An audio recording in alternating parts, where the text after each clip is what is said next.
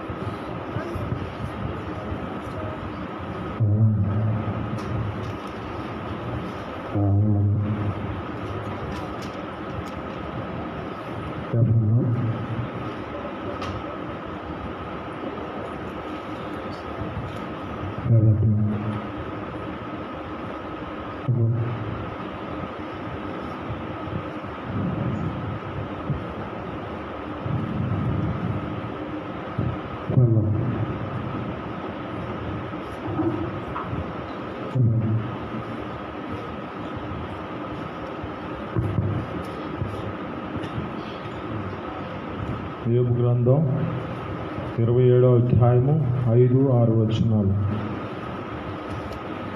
మీరు చెప్పినది న్యాయమని నేనేమాత్రమును ఒప్పుకొనను. మరణమగు వరకు నేనెంత మాత్రమును యథార్థతను విడువను.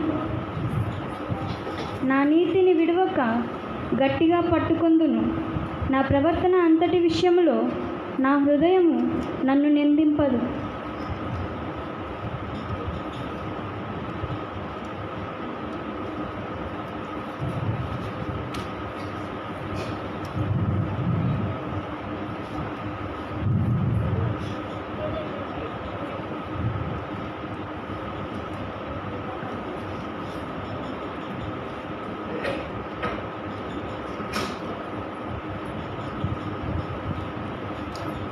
మరణమగు వరకు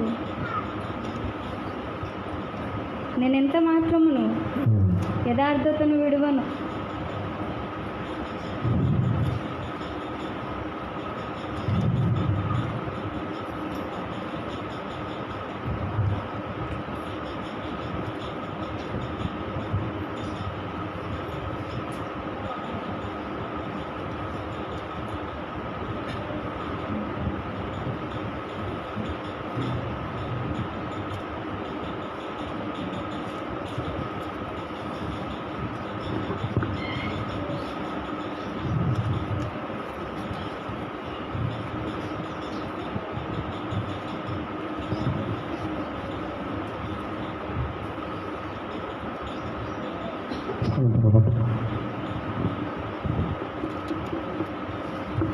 సామెతలు 14వ అధ్యాయము 32వ వచనం. అపాయము రాగా భక్తిహీనుడు నశించును. మరణకాలమందు నీతిమంతునికి ఆశ్రయము కలదు.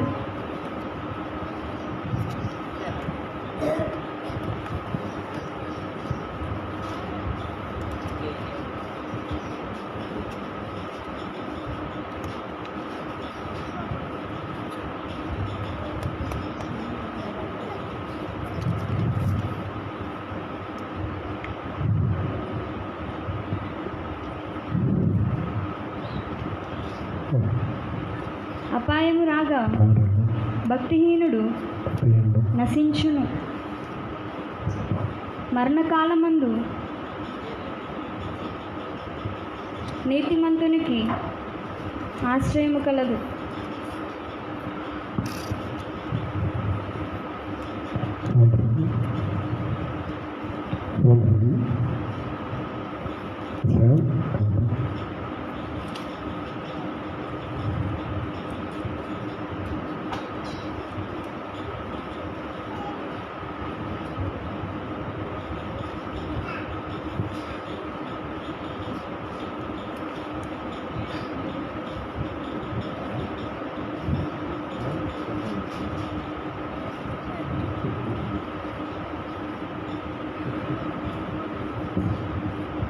కీర్తనలు 23వ అధ్యాయము 4వ వచనం.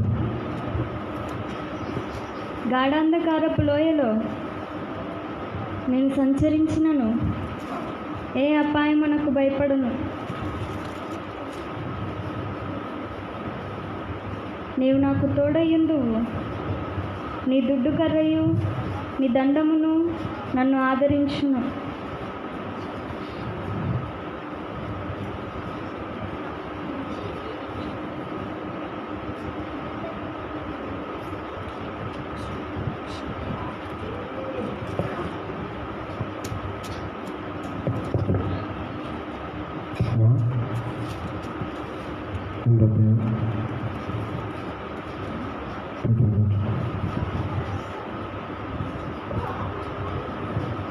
మరణమైనను జీవమైనను దేవదూతలైనను ప్రధానులైనను ఉన్నవి అయినను రాబోవునవైనను అధికారులైనను ఎత్తైనను లోతైనను సృష్టింపబడిన మరి ఏదైనను మన ప్రభు అయిన యేసుక్రీస్తునందలి దేవుని ప్రేమ నుండి మనలను ఎడబాప నేరవని రూఢిగా నమ్ముచున్నాను.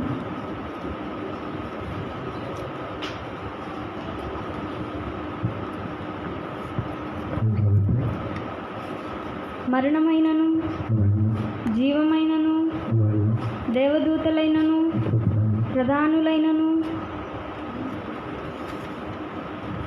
ఉన్నవి అయినను రాబోవునవైనవను అధికారులైనను ఎత్తైనను లోతైనను సృష్టింపబడిన మరి ఏదైనను మన ప్రభు అయిన క్రీస్తు యేసునందలి దేవుని ప్రేమ నుండి మనలను ఎడబాప నేరవని రూఢిగా నమ్ముచున్నాను.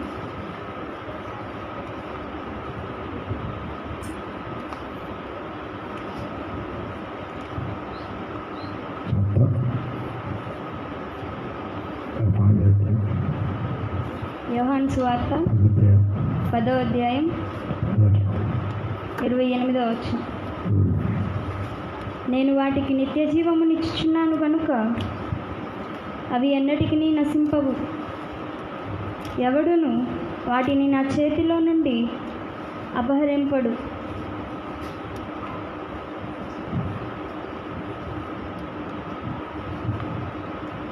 నేను వాటికి నిత్య జీవమునిచ్చుచున్నాను గనుక అవి ఎన్నటికి నశింపవు.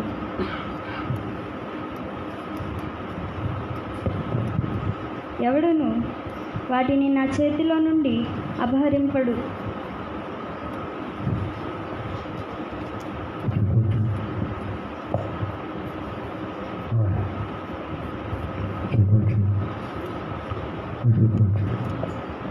పదో అధ్యాయం 28వ వచనం.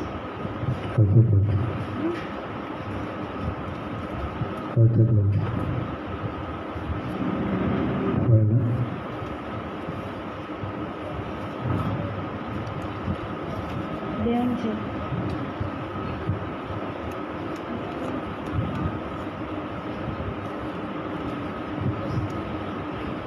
వాటిని నా చేతిలో నుండి అపహరింపడు.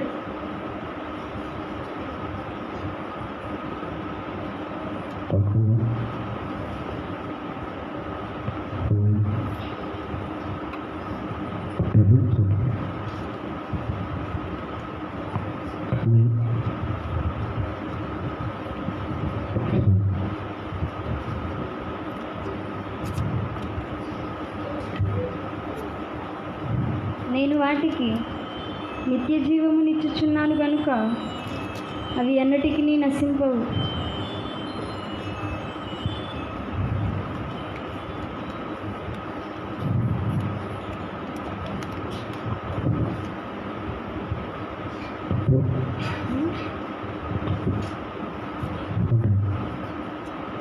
ఎవడును వాటిని నా చేతిలో నుండి అపహరింపడు.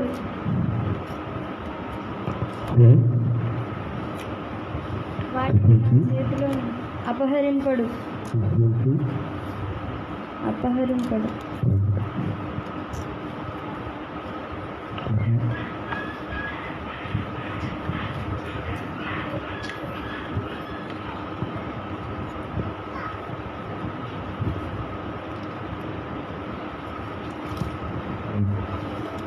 రెండో తిమోతికి రాసిన పత్రిక 4వ అధ్యాయము 18వ వచనం.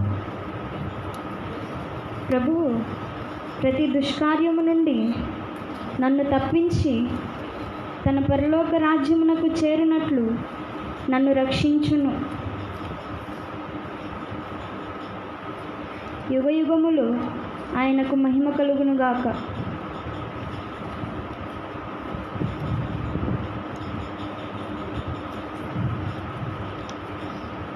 ప్రభువు ప్రతి దుష్కార్యము నుండి నన్ను తప్పించి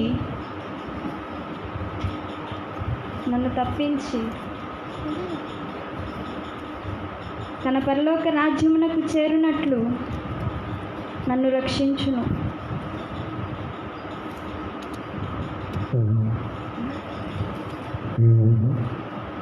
ఆయనకు మహిమ కలుగునుగాక.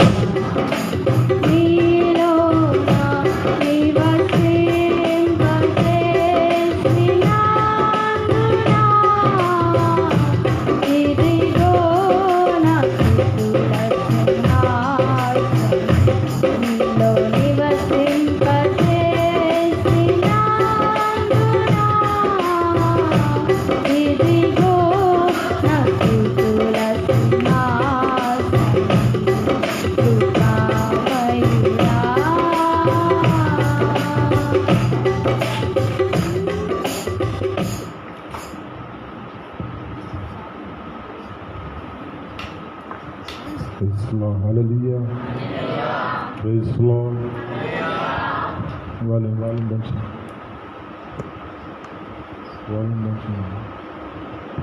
Praise the Lord. Hallelujah.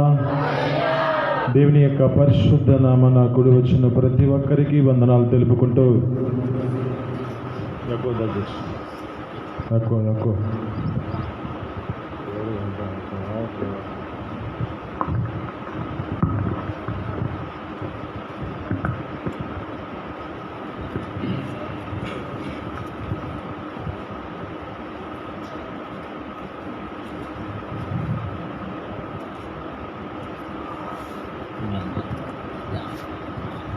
మీతో కొంచెం సాక్ష్యం చెప్పి నేను దేవుని యొక్క వాక్యాలకు వెళ్తాను. ఉదయకాలాన 3:30 అప్పుడు లేచి నేను బయటికి వెళ్ళినప్పుడు ఆ గేటు 2 పట్టాలు తప్పి ఉన్నాయి. 2 ఏమేం చేద్దాం, అవి సెట్ చేద్దామని పోయాను. అది తేరా చూస్తే మొత్తం కింద పడి నన్ను కూడా లాగేసింది కిందకి.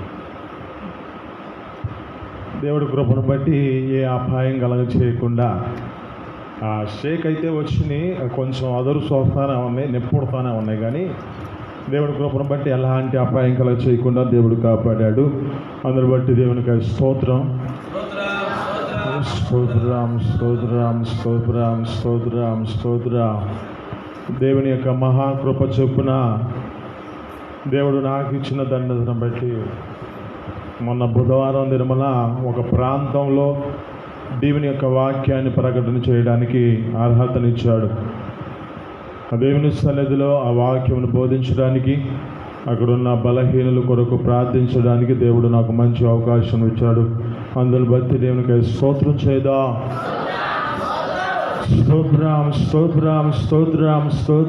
స్తోత్రం. కేవలం ఆయన కృపే. ఒక మాట చెబుతాను.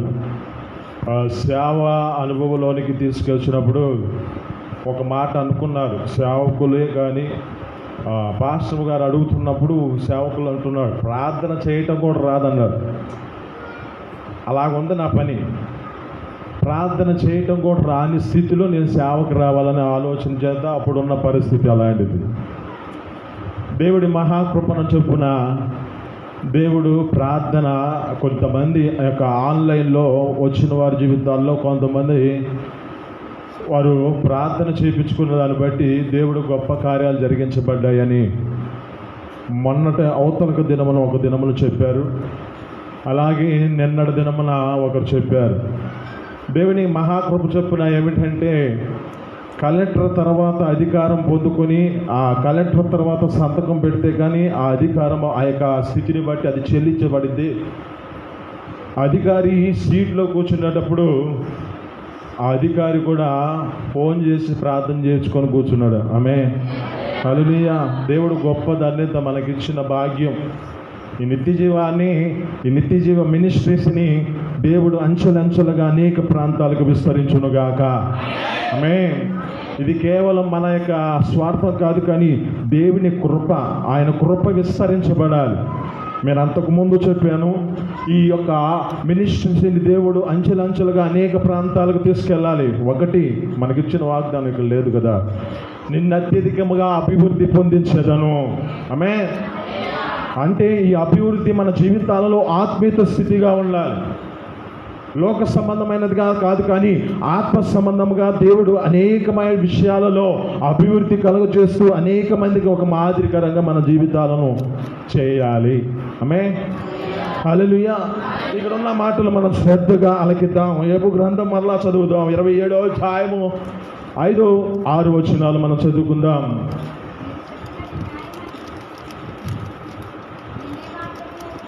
మీరు చెప్పినది న్యాయమని నేనే మాత్రము ఒప్పుకొనను.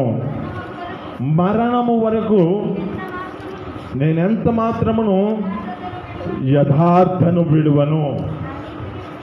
నా నీతిని విడువక గట్టిగా పట్టుకుంటాను. ఆమేన్, హల్లెలూయా. ఇక్కడ ఉన్న వ్యక్తి యొక్క జీవితంలో మనకు తెలుసు. ఈ భక్తుడి యొక్క జీవితం అంతా ఎలాంటి స్థితిలో నడిపించబడిన వాడో కనబడుతుంది. ఇక్కడ అంటున్నాడు, మీరు న్యాయమని, మీరు చెప్పినది న్యాయమని నేనేమాత్రము ఒప్పుకొనను అంటున్నాడు. అంటే తన జీవితంలో ఎలాంటి స్థితిలో నడిపించబడుతున్నాడంటే ఏది న్యాయమో అతనికి తెలుసు. అయితే ఏ స్థితిలో ఉండాలో ఆ యొక్క వ్యక్తికి తెలుసు. అక్కడ అంటున్నాడు, నేనేమాత్రము యథార్థతను విడిచిపెట్టాను. నాకు కలిగిన ఆ యొక్క నీతిని విడవకుండా కాపాడుకుంటూ రక్షించబడుతూ నేను నడిపించబడతాను అంటున్నాడు. ఆమేన్, హల్లెలూయా. ఇతని గురించి మనం తెలుసుకుంటే మొదటి అధ్యాయంలో ఉంటుంది, మొదటి వచనంలో ఉంటున్నది. ఏమంటూ ఉన్నాడు? ఇతడు యథార్థవంతుడు, న్యాయవంతుడు, దేవుడి యందు భయభక్తులతో కలిగి చెడుతనాన్ని అసహించుకున్నవాడు. ఇతని జీవితంలో ఎందుకు ఈ పరిస్థితిలో ఎవరు మాట్లాడుతున్నారు?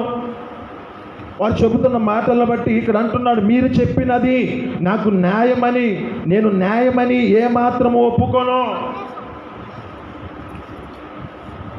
నా అంతట నేనే మరణమయ్యేంత వరకు నాకు కలిగిన యథార్థతను, నీతిని నేనే విడిచిపెట్టను. ఆ నీతిని నేను గట్టిగా పట్టుకుంటాను అంటున్నాడు. అంటే ఈ విషయంలో మనం జ్ఞాపకం చేసుకుంటే మొదటి నుంచి మనమంతా ఆ మొదటి యొక్క జీవితంలో ఎలాంటి స్థితిలో నడిపించబడిన స్థితి కనబడుతుందో, ఎలాంటి జీవితం ఆ యొక్క వ్యక్తి యొక్క జీవితం నడిపించబడిన స్థితి కనబడుతుందో మనం గుర్తు చేసుకుంటే మనకు తెలిసిన మాటలే. మరి దేవుడు చెప్పిన మాట ప్రకారం ఎప్పుడు ఏ క్షణాన్ని ఏ విధంగా మాట్లాడతారో తెలియదు. కానీ మనం అనుకోవచ్చు, ఈ వాక్యం మంది చెప్పింది తెలిసిందే అని అనుకోవద్దు. చెప్పిన సందర్భం ఏమిటి, ఆ దానిలో ఆ యొక్క ఆంతర్యం ఏమిటి, మనం దాన్ని చాలా శ్రద్ధగా ఆలకిద్దాం. ఇక్కడ ఈ యొక్క భక్తుడి గురించి మనం తెలుసుకుంటే, ఈ భక్తుడి గురించి దేవుడే మెచ్చుకుంటూ ఉన్నాడు. ఈ యొక్క వ్యక్తి మెచ్చుకుంటడానికి కారణం ఏమిటంటే ఇతని స్థితి, ఇతని యథార్థత, ఇతని యొక్క భయభక్తులు నడిపించబడిన న్యాయవిధుల యొక్క జీవితాలలో ఇతని స్థితి అలాంటిగా కనబడుతుంది.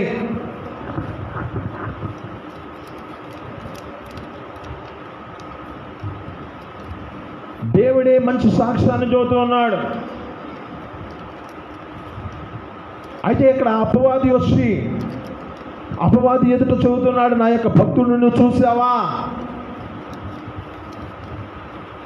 భక్తుని ఎంతగా నడిపించబడుతున్నాడో చూసావా అని చెబుతున్నప్పుడు ఏం చెబుతుంది అంటే, అయ్యా నీవు ఆ వ్యక్తికి అన్నీ ఇచ్చావు కదా, అన్నీ ఇచ్చిన దాన్ని బట్టి నిన్ను స్తుతిస్తున్నాడు, ఆరాధిస్తున్నాడు. ఒకసారి నువ్వు వేసావే ఆ కంచె, ఒకసారి ఆ కంచె తీసేయి అంటున్నాడు. సరే, ఆ కంచె తీసిన దాన్ని బట్టి జ్ఞాపకం చేసుకుంటే అతని యొక్క జీవితంలో ఏ పరిస్థితికి వచ్చిందంటే ఒక్కొక్కటి కోల్పోతున్న పరిస్థితి. ఒక్కొక్క వ్యక్తి వచ్చి చదువుతున్న మాటకి ఏం చేయబడాలంటే మనిషి యొక్క జీవితం ఎలాగా ఆ కృంగిపోయే జీవితం, ఆ కృంగిపోయే స్థితికి రావాలి. కానీ ఈ యొక్క యోబు భక్తుడు ఏ పరిస్థితిలో ఉన్నాడంటే దేవుని సన్నిధిలో ఆ యొక్క వ్యక్తి నిలిచిన వాడిగా కనబడుతున్నాడు. ఆ వ్యక్తి ఏ విధమైన స్థితిలో ఉన్నాడంటే ఏ మాత్రం చెల్లించకుండా దేవుని యొక్క సన్నిధిలో ఆ విధమైన స్థితిలో ఉన్న బలహీనమైన పరిస్థితికి వచ్చిన ఒక్కొక్కరు చెబుతున్న మాటను బట్టి, అయ్యా నీకు కలిగిన వాటిలో ఒక్కొక్కటి పోతున్నాయని, నేను ఒక్కడే మాత్రమే మిగిలానని చెప్పి ఒక్కొక్కరు ఒక్కొక్కటికి నాశనం అయిపోతున్నాయని చెబుతూ వస్తున్న సమయం అది. కానీ అక్కడ ఒక వ్యక్తి అంటున్న మాట ఏమిటంటే, నాకు ఇచ్చింది యెహోవాయే, కనుక యెహోవా నామమునకి స్తుతి కలుగునుగాక. ఆమేన్, హల్లెలూయా.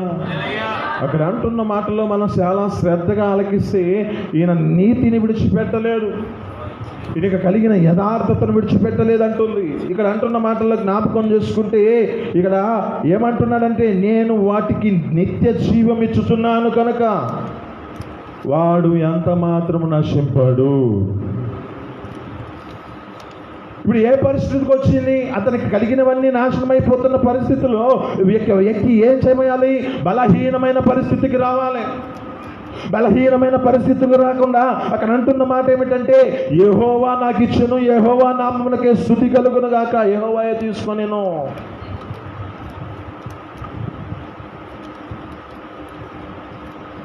ఇంకా తన జీవితంలో జ్ఞాపకం చేసుకుంటే, ఇలా కూడా దేవుని సన్నిధిలో ఆరాధిస్తున్న సమయాన్ని బట్టి చూసావా అని భక్తుల గురించి చెబుతున్న సమయంలో అతను మళ్ళా అవకాశం తీసుకున్నాడు. అపవాది అవకాశం తీసుకుంది మళ్ళీ. ఇప్పుడు ఎక్కడికి వెళ్ళింది? చూస్తానికేమో బయటనున్న అతనికి కలిగినవన్నీ నాశనం అయిపోయాయి. ఇప్పుడు ఎక్కడికి వచ్చిందంటే తన యొక్క శరీరానికి వచ్చింది. ఇప్పుడు శరీరం మీద ఏలుబడి చేయాలని ఆ శరీరం మీదకి వచ్చిన స్థితిని బట్టి అతనికి ఒక రోగం కలుగు చేయబడింది.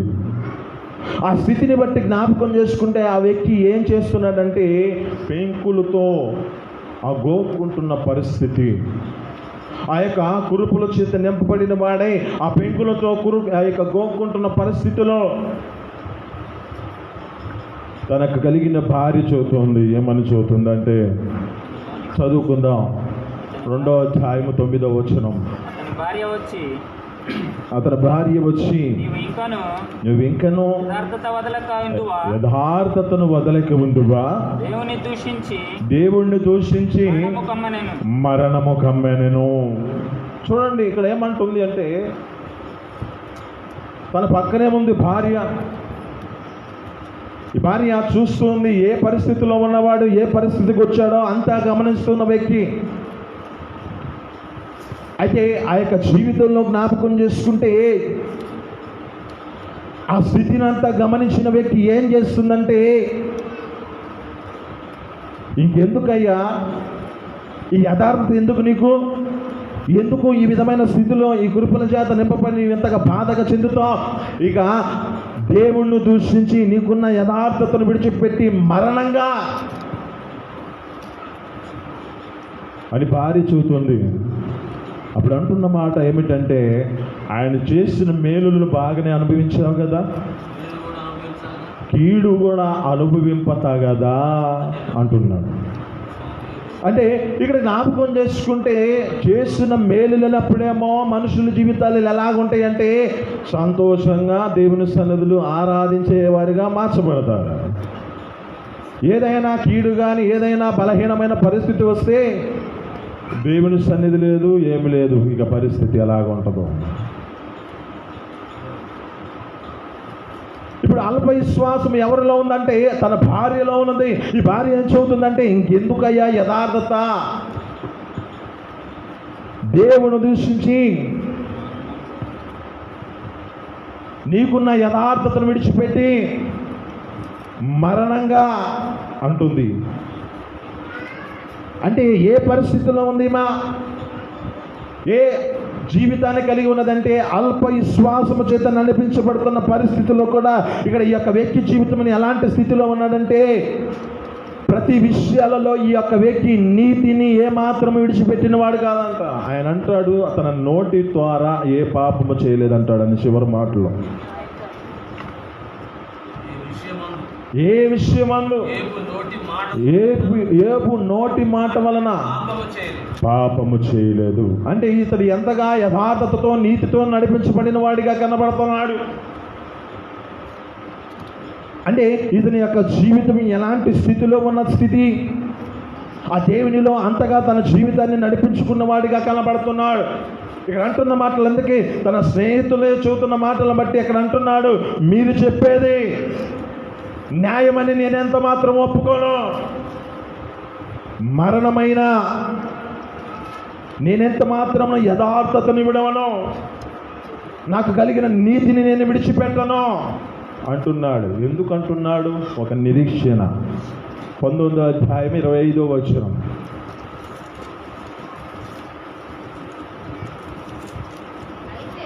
అయితే నా విమోచకుడు సజీవుడనియు తరువాత ఆయన భూమి మీద నిలుచునని నేను ఎరుగుదును. ఇలాగూ నా చర్మము చీగిపోయిన తర్వాత కూడా దేహముతో ఈ శరీరముతో నేను దేవుని చూస్తాను, నా మటుకు నేనే చూస్తాను, మరి ఎవ్వరునూ కాదు, నేనే నా కన్నులారా ఆయన చూచెదను. ఆమేన్. హల్లెలూయా. ఇంత విశ్వాసం మనలో ఉందా? దేవుని సన్నిధిలో ఏ బలహీనత వచ్చినా దేవుని సన్నిధిలో ఆ దేవుని ఎదుట నా జీవితంలో ఏ విధమైన స్థితిలో ఉన్నా నేను దేవుడిని ఆరాధిస్తాను, ఆ దేవుడు తగిన సమయంలో నా జీవితంలో ఈ స్వస్థత అనుగ్రహిస్తాడని ఒక నిరీక్షణతో దేవుని సన్నిధిలో కొనసాగించబడుతున్నావా? ఇక్కడ అంటాడు, ఏమంటున్నాడంటే నా విమోచకుడు సజీవుడు, ఆయన ఒక దినమున భూమి మీద నిలుచునని నేను ఎరుగుదును. అయితే నా శరీరం ఈ విధమైన స్థితిని బట్టి చీగిపోయిన నా మటుకు నేను చూస్తాను, నా కన్నులారా చూస్తాను, మరి ఎవరు కాదు, నా కన్నులారా నా దేవుని చూస్తాను. హల్లెలూయా, హల్లెలూయా. అంటే ఇక్కడ జ్ఞాపకం చేసుకుంటే ఎంతగా నడిపించబడుతున్నాడంటే తన యొక్క నిరీక్షణ ఎలాంటిదంటే, తనకు కలిగిన భక్తి, తనకు కలిగిన నిరీక్షణ ఎలాంటిదంటే తన జీవితంలో ధైర్యపరుస్తూ తన జీవితంలో తన యొక్క స్థితిని బట్టి ఏ మాత్రము దేనికి లొంగిపోయిన స్థితి కనబట్ల. ఆమేన్. హల్లెలూయా. ఇక్కడ ఏమంటున్నాడంటే ఇక్కడ మాటలు మనం ఒకసారి చదువుకుందాం. యోహాను సువార్తలో 10వ అధ్యాయం 8వ వచనం మనం చదువుకుంటే 10వ అధ్యాయం 28వ వచనం యోహాను సువార్త. నేను వాటికి నిత్య జీవం ఇచ్చుచున్నాను కనుక అది ఎన్నటికీ నశింపదు, ఎవడును వాటిని నా చేతిలో నుంచి అపహరించాడు. ఆమేన్. హల్లెలూయా. ఇతని స్థితి ఎలాంటిది, ఇతని జీవితం ఎలాంటి స్థితిలో ఉన్నది అంటే ఇక్కడ అంటున్న మాటల్లో మనం జ్ఞాపకం చేసుకుంటే దేవుడు ఆ నిత్య జీవాన్ని ఇవ్వాలని ఆశపడుతున్నాడు. అయితే ఈ నిత్య జీవాన్ని పొందుకోవడానికి ఏ స్థితిలో ఉండాలంటే మరణమైన నీతితో యథార్థతతో నడిపించబడే స్థితిలో ఉండాలి. ఆమె కష్టమే, మరి కొంచెం కష్టంగానే ఉంటుంది. బాగున్నప్పుడు దేవుడి సన్నిధికి వస్తే ఏం బాగుంటుంది? బాగానప్పుడు కదా దేవుడి సన్నిధికి రావాలా? ఆమె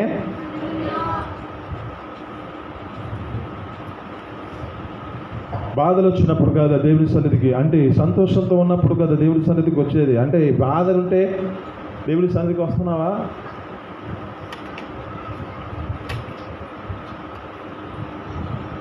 లేఖనాలు చదువుతున్నట్లు మాటలను జ్ఞాపకం చేసుకుంటే గత వారం క్రితం అంతకుముందు శనివారం చెప్పిన మాటలు బట్టి ఎక్కడున్నావు, ఎక్కడి నుంచి ఎక్కడికి వెళ్తున్నావు చూడండి. మాటలు చాలా అర్థం ఉన్నది. ఆత్మ సంబంధంగా దేవుడు నాకు ఎందుకు ఆ మాట చూసినప్పుడు ఒకలాగా ఉంది, తర్వాత చెప్పినప్పుడు ఒకలాగా అనిపించింది. ఎక్కడున్నావు అంటే ఎక్కడుంటున్నావు, నీ జీవితం ఎక్కడ నడిపించబడుతుంది? ఆ దేవుని సన్నిధికి వచ్చినప్పుడు నీ జీవితం ఎలాంటి స్థితిలో నడిపించబడాలి? అయితే ఇప్పుడు ఎక్కడున్నావు, ఎక్కడి నుంచి ఎక్కడికి వెళ్తున్న పరిస్థితి? వెళ్తున్నావా వైద్యుల దగ్గరికి? వెళ్తున్నావా శకునుగాళ్ళ దగ్గరికి? వెళ్తున్నావా ఇది మంచి, ఇది కీడు, ఇది స్థితిని బట్టి ఏదో అని చెప్పి ఎక్కడికో వెళ్తున్న పరిస్థితులు. ఆమేన్. వెళ్ళలోను హల్లెలూయా చెప్పండి. వెళ్తున్నారు హల్లెలూయా చెప్పండి. కష్టమే. జ్ఞాపకం చేసుకుంటే 2 పడవల మీద కాళ్ళు పెట్టొద్దు.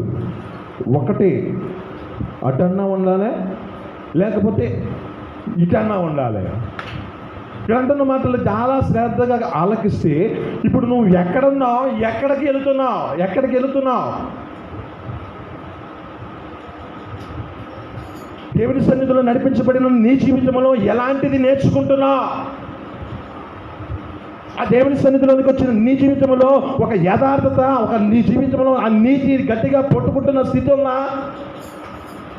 ఏదో చూడడానికి ఏదో పైకి భక్తిగా మన జీవితాలు నడిపించబడుతున్న పరిస్థితుల్లో ఉన్నామా?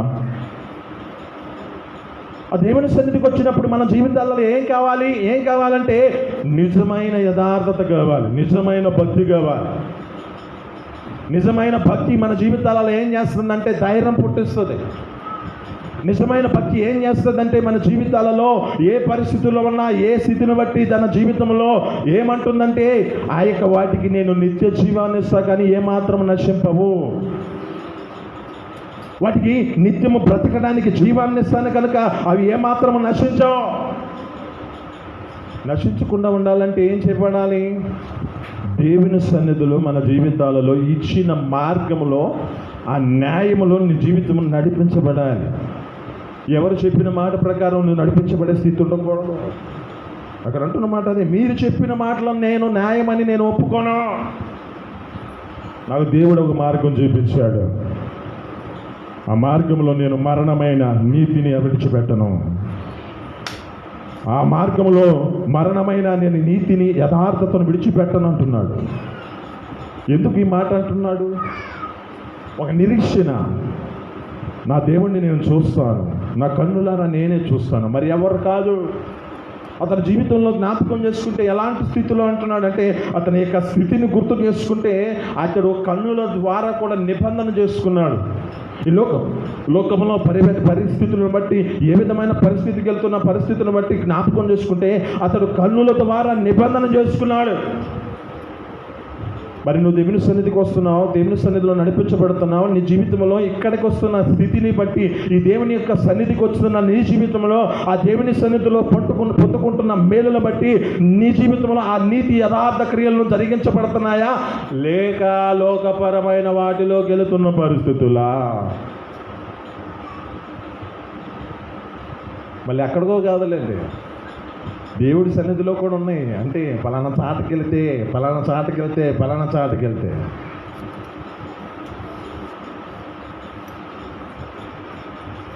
అంటే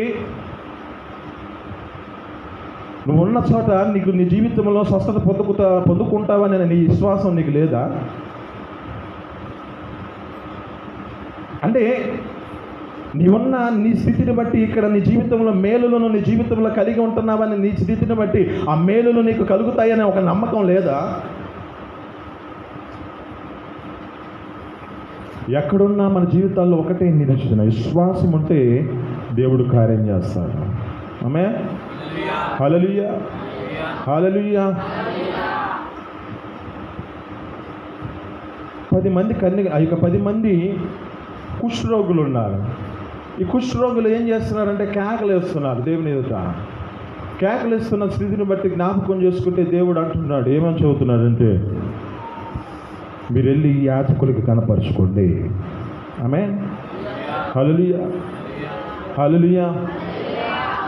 వారు అక్కడికి వెళుతున్న సందర్భంలోనే దేవుడు స్వస్థపరిచాడు. ఆమేన్, హల్లెలూయా. ఇక్కడ దేవుడిని చూస్తున్నాడు దేవుడు. మరి ఇక్కడున్న సేవకుడు కాదు, నీలోనున్న విశ్వాసమే నీకు కావాలి. అక్కడ జ్ఞాపకం చేసుకుంటే, ఎక్కడ ఏ స్థితిని బట్టి జ్ఞాపకం చేసుకుంటే, ఇప్పుడు ఎవరు గొప్పవారు ఇక్కడ అది నడిపించబడుతున్న స్థితిని బట్టి జ్ఞాపకం చేసుకుంటే, ప్రభువైన యేసుక్రీస్తు వారికి బోధిస్తున్నాడు. ఏమని బోధిస్తున్నాడంటే, యాజకులకు కనపరుచుకోండి అనే దానిలో ఉంది ఒక వారి కలిగిన విశ్వాసం. ఆ విశ్వాసము చేత నింపబడితేనే వారి జీవితాలలో ఒక గొప్ప ఆశీర్వాదం, ఆ విశ్వాసం చేత నింపబడితేనే గొప్ప స్వస్థత. ఇప్పుడు వారి జీవితాలలో ఏం కలిగి ఉన్నారంటే, జ్ఞాపకం చేసుకుంటే చెప్పిన మాట ప్రకారం వెళుతూ తమ జీవితాలలో ఒక విశ్వాసంతో దేవుని ఎదుట నడిపించబడ్డారు కనుక వారి జీవితాలలో గొప్ప అద్భుత కార్యం జరిగించబడది. ఆమేన్, హల్లెలూయా. సేవకుడు కాదు, సేవకుని యొక్క జీవితంలో ఆ యొక్క స్థితిని బట్టి గొప్పవాడిగా కనపట్టలేదు అక్కడ. మరి యేసుక్రీస్తు గొప్పవాడే కానీ అక్కడ జ్ఞాపకం చేసుకుంటే ఏ కార్యం జరిగించబడాలంటే వారి విశ్వాసం వారిని స్వస్థపరచాలి. కుమారితో మాట్లాడతాడుగా, ఇక్కడ ఇదిగో రాసి ఉంది, మార్కు సువార్త 5వ అధ్యాయం 34వ వచనం.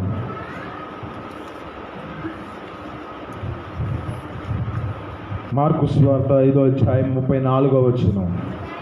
అందుకు ఆయన, కుమారి, నీ విశ్వాసము నిన్ను స్వస్థపరిచింది, సమాధాన గలదానివై పొమ్ము.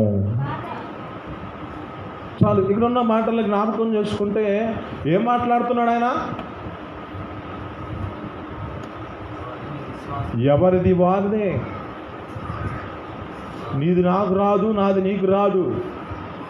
నీ కలిగిన భక్తి నీ కుమారుడికి రాదు, నీ కలిగిన భక్తి నీ భర్తకు రాదు, నీ కలిగిన యొక్క భార్యకు రాదు. అది నీ కలిగిన భక్తి ఎవరిది వారు అప్పచెప్పాల్సిందే. ఆమేన్, హల్లెలూయా. దేవుని సన్నిధిలో నడిపించబడుతున్న నీ జీవితాన్ని బట్టి దేవుని సన్నిధిలో ఎంతగా నీ నీతిని కాపాడుకుంటున్నావు. మరణమైన దేవుని సన్నిధిలో నేను స్వస్థత పొందుకోవాలి. మరణమైన నా జీవితంలో ఒక యథార్థతలో నేను నిలబడాలి. మరణమైన పరిస్థితుల్లో ఉన్న నా జీవితంలో నీతిని గట్టిగా పట్టుకుంటానే అని గొప్ప విశ్వాసంతో నడిపించబడాలి. ఇక్కడ ఏం చేశాడు అక్కడ ఆ మాటల్లో ముందుగా మనం చదువుకుంటే ఏం చేయబడింది? ఆమె జీవితంలో ఎంతగా బాధ చెందుతుందంటే 12 సంవత్సరాల నుంచి రక్తస్రావం చేత బాధపడుతూ తన యొక్క జీవితంలో జ్ఞాపకం చేసుకుంటే తనకు కలిగిన డబ్బంతా వ్యయం చేసుకుంటూ వైద్యులకు పెట్టి తిప్పల పడుతూ సంకటపడిందంట. మరింత సంకటపడింది. ఇప్పుడు అనుకుంటుంది ఒక విశ్వాసమే దేవుని సన్నిధిలో ఏమనుకుంటుందంటే నేను పోయి ఆ యొక్క యేసుక్రీస్తు యొక్క వస్త్రాన్ని ముడితే చాలు. ఆమేన్, హల్లెలూయా. ఏమనుకుంటుంది అంటే విశ్వాసము దేవుని సన్నిధిలో నిలబెట్టుకుంది. ఆమె విశ్వాసమే ఆమెను స్వస్థపరిచింది. కుమారి, నీ విశ్వాసము నిన్ను స్వస్థపరిచింది. ఇప్పుడున్న ఈ మాటలో ఏమిటి కావాలంటే మన జీవితాలలో ఏమని చూస్తున్నానంటే యోబు భక్తుడు తన జీవితంలో ఏమంటున్నాడంటే మీరు చెప్పిన మాటలు నేను వినను, మీరు చెప్పిన మాటలో న్యాయం ఉన్నదని నేను ఎనమంత మాత్రం ఒప్పుకోను. మరణమైన నేను సన్నిధిలో దేవుని సన్నిధిలో నీతితో నడిపించబడతాను. మరణమైన నా జీవితంలో ఆ యొక్క యథార్థతతో నడిపించబడతాను. మరణమైన నా స్థితిని బట్టి నేను జీవితంలో ఏ స్థితిలో ఉంటానని ఒక విశ్వాసంతో నేను నడిపించబడతాను. ఆమేన్, హల్లెలూయా. ఏ పరిస్థితికి వచ్చింది? ఏ జీవితాలు ఎక్కడికి వచ్చినాయి? మరి దేవుని సన్నిధికి వచ్చినప్పుడు నీ జీవితంలో ఎలాంటి విశ్వాసం చేత నమ్మబడుతున్నావు? దేవుని సన్నిధికి వచ్చినప్పుడు నీ జీవితంలో ఎంతగా యథార్థతలో నడిపించబడుతున్నావు?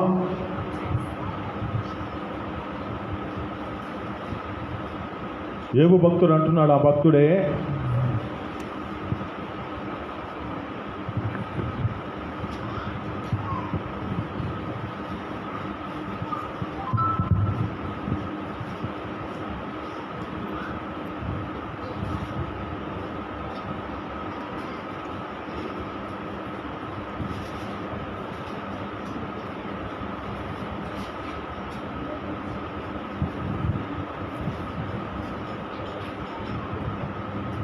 ముప్పై 31వ అధ్యాయము 34, 33 వచ్చిన కానీ చదువుకుందాం.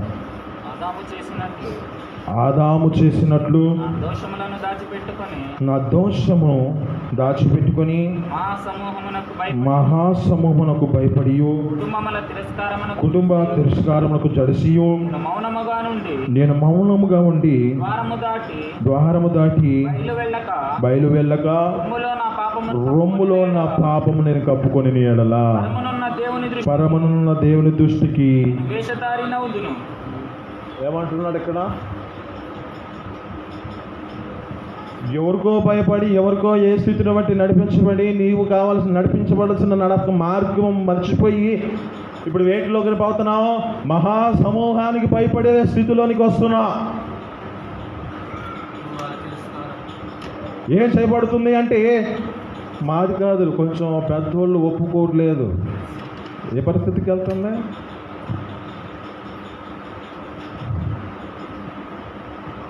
ఇలా చేయకూడదని అనుకుంటున్నాం కానీ ఉన్నారే వాళ్ళు ఒప్పుకోవట్లేదు. నువ్వు నిలబడితే కాదు అది. దేవుని సన్నిధిలో నువ్వు నిలబడితే అది కాదా? అవునా కాదా? ఆమేన్. దేవుని సన్నిధిలోకి వచ్చిన మన జీవితాలలో మనం నిలబడితే కాదా? అయితే 4 సంవత్సరాలు నా గురించి అంటే నా యొక్క స్థితిని బట్టి నాకు ఎక్కువ ఫోర్స్ చేశారు. ఏమని చేశారంటే దగ్గర వివాహం చేసుకోవాలని ఇంట్లో కుటుంబంలో అదంతా ఆ విధమైన స్థితిలోకి తీసుకొచ్చారు.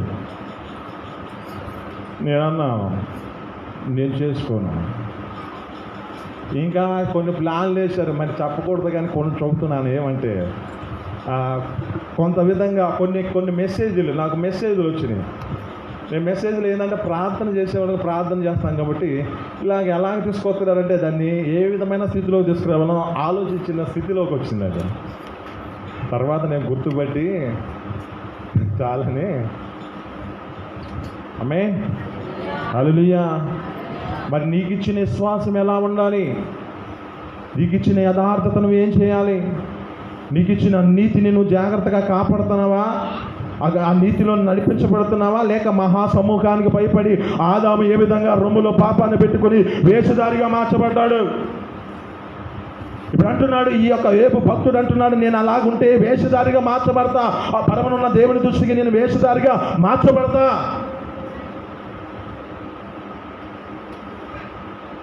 కనుక నా జీవితం ఎలాగుందో అలాగే నేను నడిపించబడతా. నీకు ఇచ్చిన జీవితంలో నేను నీతిని విడిచిపెట్టను, నాకు ఇచ్చిన యథార్థతను నేను విడిచిపెట్టను, మహాసమూహానికి నేను భయపడను, ఆ తిరస్కారాలకు నేను భయపడి ఏ విధమైన స్థితిలోకి వెళ్ళిపోతానంటే వాటికి లొంగిపోయే స్థితిలో నేను కాను అని చెప్పే విధంగా నువ్వు మార్చబడాలి. ఆమె ఇక్కడ చాలా సత్యం ఉన్నది. మరి ఆయన ఊరక మాట్లాడాలి. అక్కడ అంటున్న మాట, మీరు చెప్పేది నేనేమన్నా, మీరు చెప్పేది నేను ఎంత మాత్రం ఒప్పుకోను.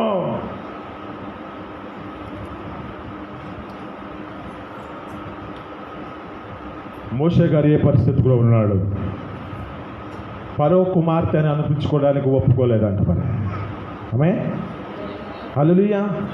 క్రీస్తు ప్రజలతో శ్రమ అనుభవించటం మేలు అనుకుంటున్నాడంట. ఆమె ఎలాంటి స్థితికి వచ్చాడు? ఎలాంటి జీవితాన్ని కలిగిన వాడు? ఎక్కడ పెరిగి ఎక్కడ ఏ స్థితిని బట్టి నడిపించబడ్డవాడు? ఆయన దేవుని సన్నిధిలోనికి వచ్చినప్పుడు తన జీవితంలో ఏ స్థితిలో ఉన్నాడంటే ఆ యొక్క జీవితాన్ని ఏమాత్రమో తన స్థితిని బట్టి దానికి లొంగిపోయిన స్థితిలో కనబడా. ఒప్పుకోలేదు అంటున్నాడు. ఒప్పుకోలేదు. ప్రతి విషయాల్లో మన జీవితాల్లో ఎక్కడ ఉండాలంటే, ఇప్పుడు వీటిలో మన జీవితాలు ఎక్కడ ఉండాలంటే వాటిలో మన స్థితిని బట్టి ఈ న్యాయమని, మీరు చెప్పేది న్యాయమని నేను ఒప్పుకోను, అలాంటి స్థితికి రావాలి. వస్తారా? కష్టమే. ఒకడు ఒక వైపు ఉంటే లోకంలో 10 మంది ఉంటే లాగేస్తారు. మరి లాగేసే స్థితి కనబడుతుంది. అయినా నిలబడాలి. ఆమె హల్లెలూయా. ఎంతగా నీ జీవితంలో ఏది చేయొచ్చో ఏది చేయకూడదో నీకు తెలిసి కూడా నువ్వు చేస్తున్నావు. మరి ఏ స్థితికి వెళ్తావు? దేవుని సన్నిధికి నడిపించబడినప్పుడు నీ జీవితంలో ఎలాంటి స్థితిలోనికి రావాలి? ఇక్కడ చెబుతున్న మాట అదే కదా. మహాసమూహానికి భయపడి ఆదాము తన యొక్క రొమ్ములో పాపం ఉంచుకొని వేషధారిగా మార్చబడ్డాడు. నేను మా పరమనున్న దేవుని దృష్టికి నేను వేషధారిగా మార్చబడతాను అలాగుంచుకుంటే అంటున్నాడు యోబు భక్తుడు.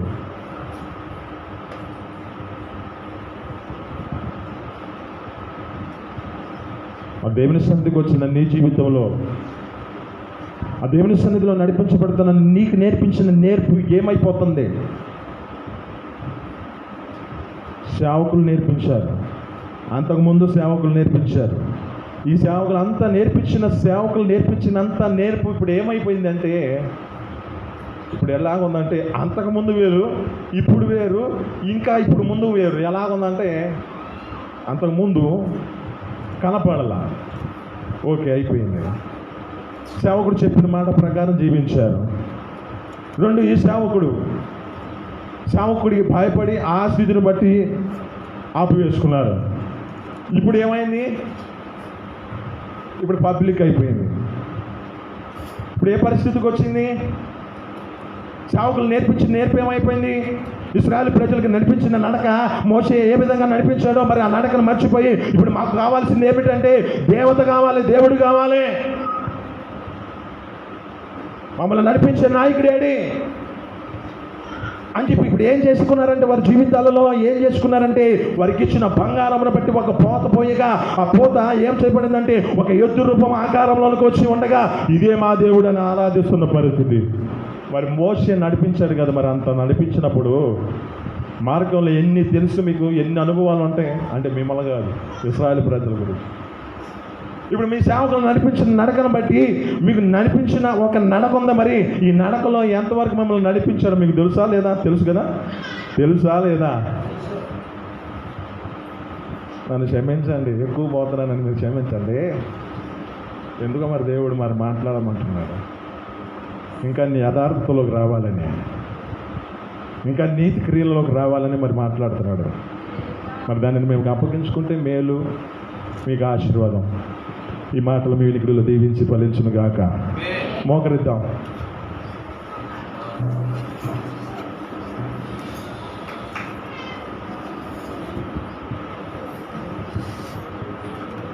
స్తుతి స్తుతి స్తుతి. ప్రతి ఒక్కరు అప్పగించుకుందాం దేవుని సన్నిధిలో. దేవుడు వాక్యమును మనతో మాట్లాడుతున్న మాటలు బట్టి ఒక రేపు భక్తుని మనకు చూపించాడు. తన నీతి, తన యథార్థతను ఏమాత్రం విడిచిపెట్టనంటున్నాడు. లోక సంబంధమైన వారు చెప్పిన మాటలు నేను చెప్పి వాటిలో నేను న్యాయమని నేను అనుకోను, ఒప్పుకోను అంటున్నాడు. నీ జీవితంలో నీకు చూపించిన మార్గంలో, దేవుడు నీకు చూపించిన మార్గం, నీకు స్థితిని బట్టి ఎంతగానో చూపించాడు. దానిలో ఎంతవరకు నీతి ఉందో, ఎంత న్యాయం ఉందో నీకు గ్రహించి ఏ విషయాలను నువ్వు నడిపించబడాలో ఒక భక్తుడిని నీకు చూపించాడు. ఆ భక్తుడి యొక్క జీవితం ఎలాంటి స్థితిలో నడిపించబడ్డాడో, అతని జీవితంలో ఎంతగా గొప్ప విశ్వాసంతో, నిరీక్షణతో తన జీవితాన్ని అప్పగించుకున్నాడో కనబడుతుంది. ఇలాగ నా శరీరం చీకిపోయినా నేను బాధపడను, నా కన్నులారా నేను దేవుడు చూస్తాను, నా మటుకే మరి ఎవరు చూడరు అని తనకు కలిగిన నీతిని ఏమాత్రం విడిచిపెట్టలేదు. తను కలిగిన భార్య అంటుంది, ఇంకెందుకు అయ్యా నువ్వు ఈ స్థితిని బట్టి బ్రతికున్నావు, ఆ దేవుడిని దూషించి మరణంగా అంటున్న పరిస్థితిలో కూడా ఆ దేవుని సన్నిధిలో మొరపెట్టిన స్థితి కనబడుతుంది. ఆ దేవుని సన్నిధిలో మొరపెడుతున్న స్థితి కనబడుతుంది. కనుక నీ దేవుని సన్నిధిలో అప్పగించుకుందాం. ఎవరో ఏదో మహాసమూహానికి నువ్వు భయపడి ఏటికి లొంగిపోతున్న పరిస్థితి ఉన్నదో, పరిశుద్ధాత్మ దేవుడు నీతో మాట్లాడుతూ ఉన్నాడు. ఏ విషయాల్లో నీ జీవితం సరిచేయబడాలో దేవుని యొక్క సేవకులు నేర్పకుతున్నది. పితరుల సేవకుల యొక్క నేర్పించిన నేర్పులు ఎంతగా మీరు నడిపించబడుతున్న స్థితి ఉన్నదో గుర్తు చేసుకోండి. మోషే నడిపించిన ఇశ్రాయేలు ప్రజలు ఏ పరిస్థితికి వచ్చారో, మీరు ఆ జీవితాలలో ఎలాంటి పరిస్థితికి వెళ్తున్నారో మీ జీవితాలను దేవుడు త్యాలి చేస్తున్నాడు. మీ జీవితాల్లో ఎంతవరకు నీ యొక్క స్థితిని బట్టి నడిపించబడుతున్న స్థితిలో ఉన్నావో జ్ఞాపకం చేసుకో. ఎక్కడున్నావు? దేవుని సన్నిధికి వచ్చావు, ఎక్కడికి వెళుతున్నావు? దేవుని సన్నిధి నుంచి ఎక్కడికి వెళ్తున్నావు? నీ జీవితంలో కర్ణ పిశాచాలకి వెళ్తున్నావా? సోది చెప్పే వాళ్ళ దగ్గరికి వెళ్తున్నావా? ఎక్కడెక్కడో మేలు జరుగుతున్నాయని అక్కడికి వెళ్తున్నావా? దేవుడు చూపించాడు, నీకు సేవకులను చూపించాడు, నీలో ఒక విశ్వాసాన్ని నిలబెట్టాడు. నీ విశ్వాసం నిన్ను స్వస్థపరుస్తుందని అంటున్నాడే, నీలో విశ్వాసము గొప్పదిగా కనబడాలంటున్నాడు దేవుడు. యాచకులకి కనపరుచుకో అంటున్నాడు. మరి నీ జీవితంలో ఎక్కడుంటున్నావు? ఎక్కడ నీ స్థితిని బట్టి నడిపించబడుతున్నావు? ఎంతవరకు నీ జీవితాన్ని దాని యథార్థతలో, ఆ నీతితో నడిపించబడుతున్న స్థితిలో ఉన్నావు? గుర్తు చేసుకుంటూ దేవుని సన్నిధిలో అప్పగించుకుందాం.